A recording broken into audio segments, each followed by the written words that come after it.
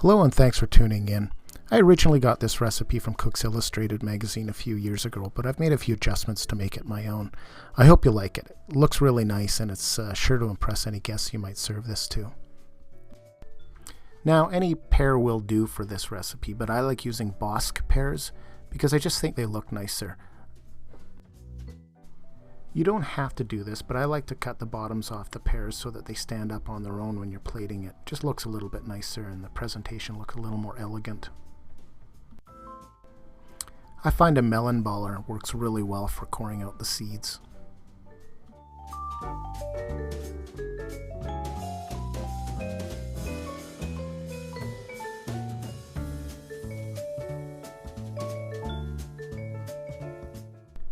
When adding sugar to the water, make sure you just pile it up in the middle and use a swirling motion to mix it in. Don't use any utensils and don't let the sugar hit the sides of the pan.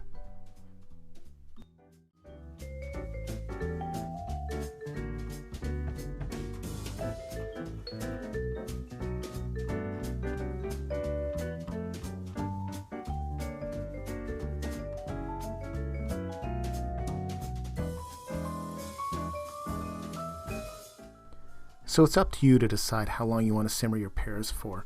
If you like them a little bit firmer, well then that's just fine. But you probably don't want them to go too long, otherwise they tend to be kind of mushy and they don't stand up on their own when you plate it.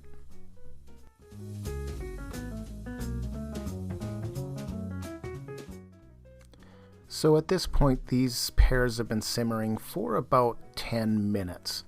Now these are fairly big for Bosc pears, so they took a little bit longer than I'd expected. I like them a little bit softer, so I let them go a little bit longer than maybe other people would. But at this point, I think they're pretty much ready to roll. Okay, now we have to boil off the water, so be sure not to step away from the stove at this point.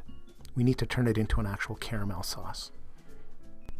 Now this part of the process does take a few minutes, but once the sauce does start to reduce and take on color, it does happen very quickly, so just be aware of that and keep an eye on things.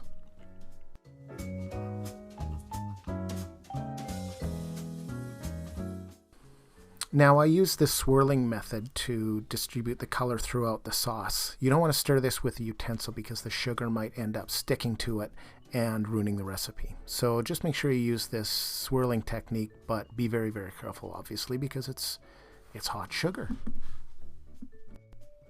Okay, I'm happy with the color of that sugar. I'm going to turn the heat down and add the cream.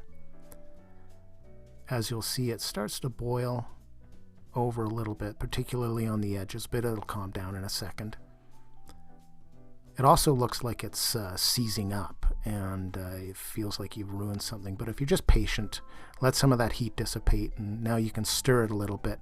You'll see that it all comes together.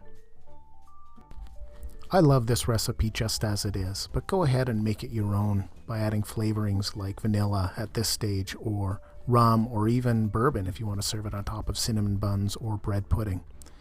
Now I like this version served with a simple, non-threatening blue cheese like a Danish blue or something mild and creamy like that. But whatever you serve this with, it's just a really easy, fun recipe to do. It's an impressive recipe and I hope you try it. Most of all, I hope you like it, and thanks for watching.